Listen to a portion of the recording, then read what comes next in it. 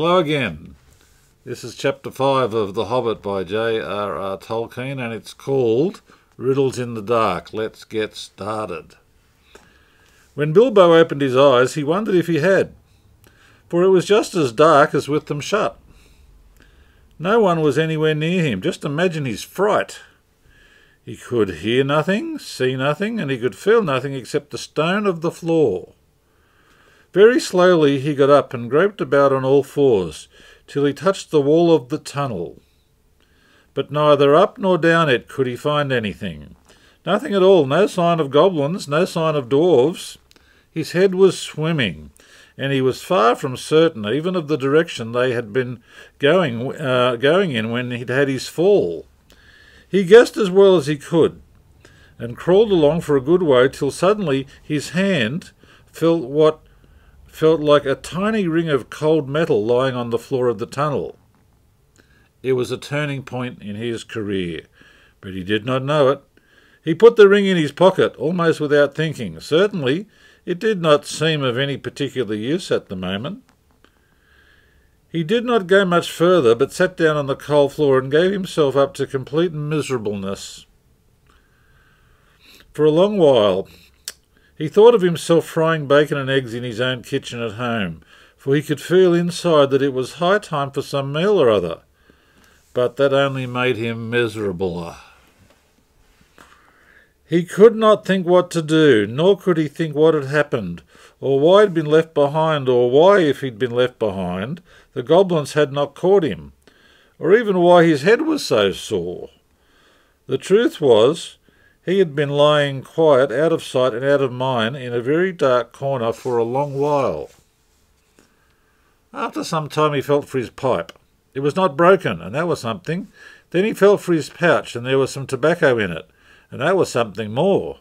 Then he felt for matches, and he could not find any at all, and that shattered his hopes completely. Just as well for him, as he agreed when he came to his senses. Goodness knows what striking matches and the smell of tobacco would have brought on him out of the dark holes in that horrible place. Still, at the moment he felt very crushed. But in slapping all his pockets and feeling all round himself for matches, his hand came on the hilt of his little sword, the little dagger that he'd got from the trolls, and that he'd quite forgotten. Nor, fortunately, had the goblins noticed it, as he wore it inside his breeches, that means inside his pants. Now he drew it out. It shone pale and dim before his eyes. So it is an elvish blade too, he thought, and goblins are not very near, and yet not far enough. But somehow he was comforted. It was rather splendid to be wearing a blade made in Gondolin for the goblin wars of which so many songs had been sung. And also he noticed that such weapons made a great impression on goblins that came upon them suddenly. Go back, he thought. No good at all. Go sideways? Impossible. Go forward? The only thing to do. On we go. So up he got and trotted along with his little sword held in front of him, and one hand feeling the wall, and his heart all of a patter and a pitter. Now, certainly Bilbo was in what is called a tight place. But you must remember it was not quite so tight for him as it would have been for me or for you. Hoblins are not quite like ordinary people, and after all, if their holes are nice cheery places and properly aired, quite different from the tunnels of the goblins, still they are more used to tunnelling than we are, and they do not easily lose their sense of direction underground.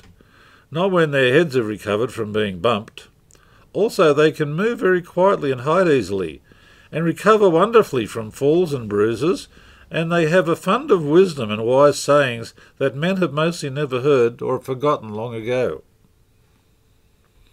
I should not have liked to have been in Mr. Baggins' place all the same. The tunnel seemed to have no end.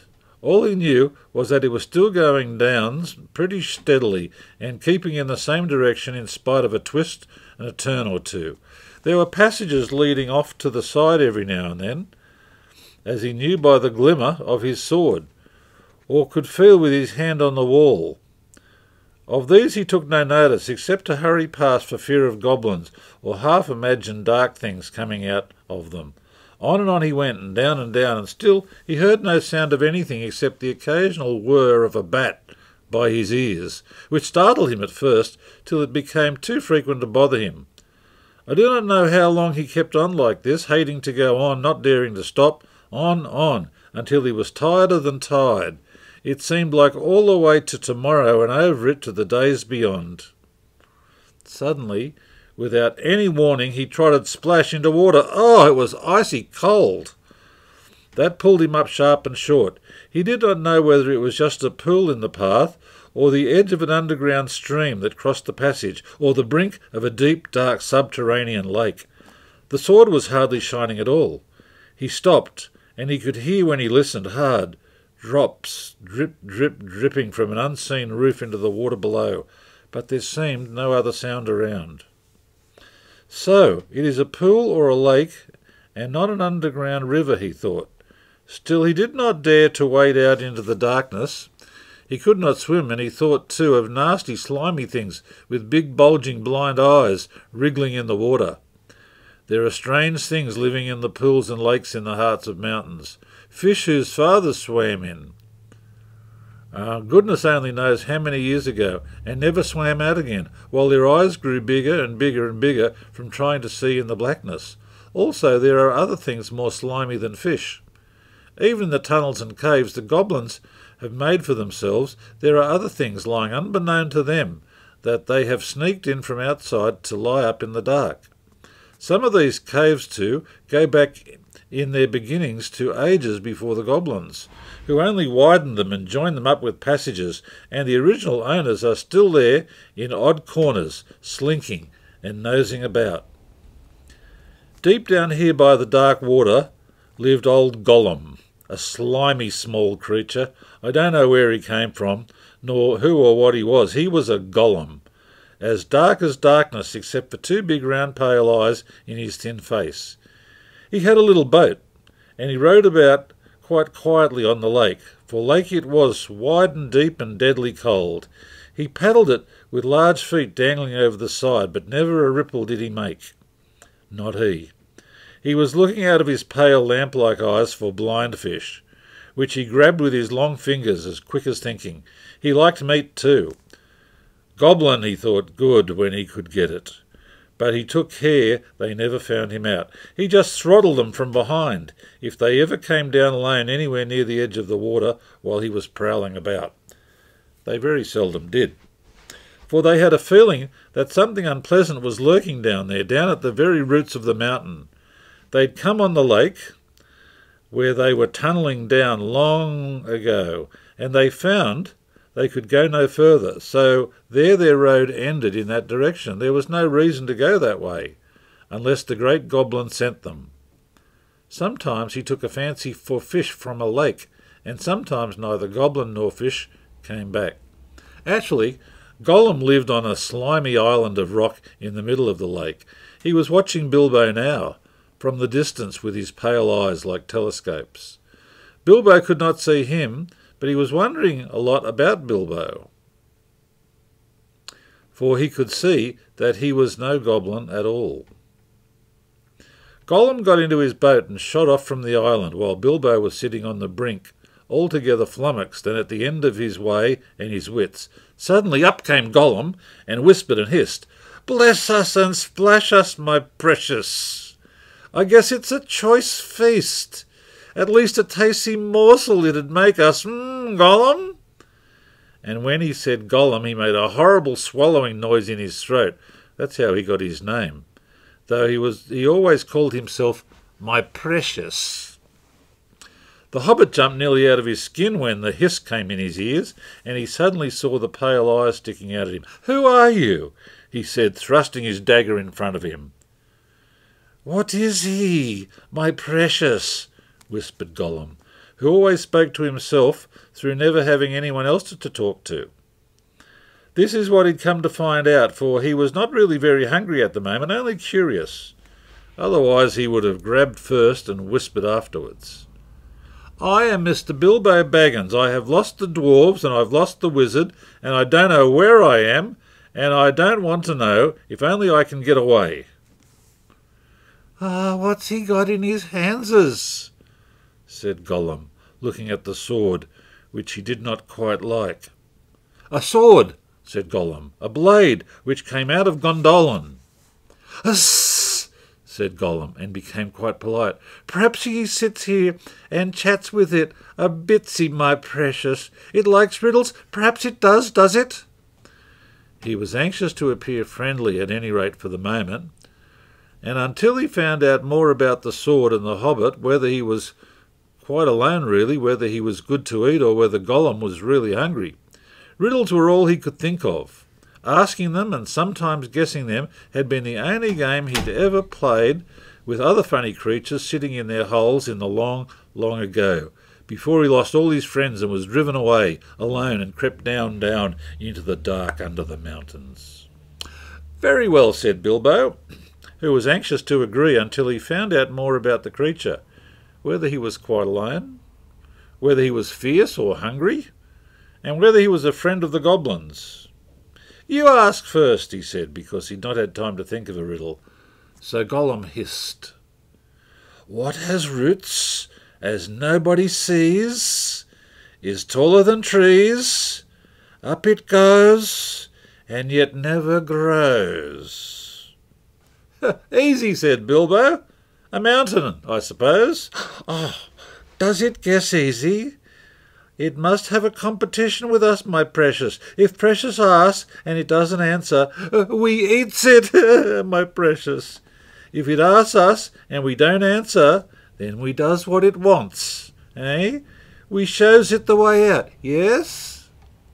"All right," said Bilbo, not daring to disagree, and nearly bursting his brain to think of riddles that could save him from being eaten. 30 white horses on a red hill. First they champ, then they stamp, then they stand still." That was all he could think of to ask. The idea of eating was rather on his mind.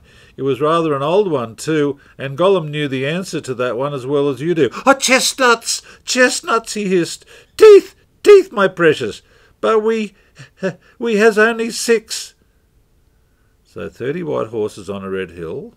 First they clamp, then they stamp. They're our teeth, aren't they? And the red hill's the gums, I see. Then he asked his second riddle. "Voices it cries, wingless flutters, toothless bits, mouthless mutters." "Half a moment," cried Bilbo, who was still thinking uncomfortably about eating. Fortunately, he'd once heard something rather like this before, and getting his wits back, he thought of the answer. "Wind. Wind, of course," he said, and he was so pleased that he made up one on the spot. "This will puzzle the nasty little underground creature," he thought. "An eye in a blue face saw an eye in a green face. That eye is like to this eye," said the first eye, "but in low place, not in high place." Said Gollum. He'd been underground a long, long time and was forgetting that sort of thing. But just as Bilbo was beginning to hope that the wretch would not be able to answer, Gollum brought up memories of ages and ages and ages before, when he lived with his grandmother in a hole in a bank by a river. "My precious," he said. "Sun on the daisies, it means, it does." But these ordinary, above-ground, everyday sort of riddles were tiring for him. Also, they reminded him of days when he'd been less lonely and sneaky and nasty, and that put him out of temper. What is more, they made him hungry, so this time he tried something a bit more difficult and a bit more unpleasant. "It cannot be seen, cannot be felt, cannot be heard, cannot be smelt. It lies behind stars and under hills, and empty holes it fills. It comes first and follows after, ends life, kills laughter." Fortunately for Gollum, Bilbo had heard that... I'll start that again. Unfortunately for Gollum, Bilbo had heard that sort of thing before, and the answer was all around him anyway. "Dark!" he said, without even scratching his head or putting on his thinking cap. "A box without hinges, key or lid, yet golden treasure inside is hid," he asked to gain time, until he could think of a really hard one. This, he thought, a dreadfully easy chestnut, though he had not asked it in the usual words. But it proved a nasty poser for Gollum. He hissed to himself, "Uss!" and still he did not answer. He whispered and spluttered. After some time, Bilbo became impatient. "Well, what is it?" he said. "The answer's not a kettle boiling over, as you seem to think from the noise you're making. Uss, uss, uss. Give us a chance. Let it give us a chance, my precious uss." "Well," said Bilbo, giving him a long chance. "Come on, what about your guess?" But suddenly Gollum remembered thieving from Ness long ago and sitting under the river bank, teaching his grandmother to suck eggs, he hissed. "Eggs it is." "Oh, a box without hinges, key or lid, yet golden treasure inside is hid." Ah, an egg in a shell.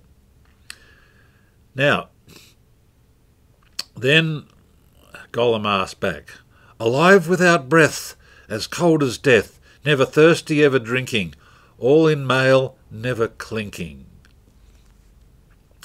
He also, in his turn, thought this was a dreadfully easy one because he was always thinking of the answer, but he could not remember anything better at the moment. He was so flustered by the egg question.